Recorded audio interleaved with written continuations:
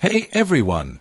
In today's video, I'll be discussing why you might want to think twice before buying the Samsung Galaxy A55 right now, and instead consider waiting for the upcoming Samsung Galaxy A56.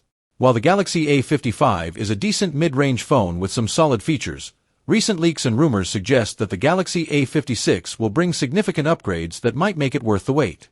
The A56 is expected to feature an improved camera setup, faster processing power, better battery life, and potentially even a refreshed design.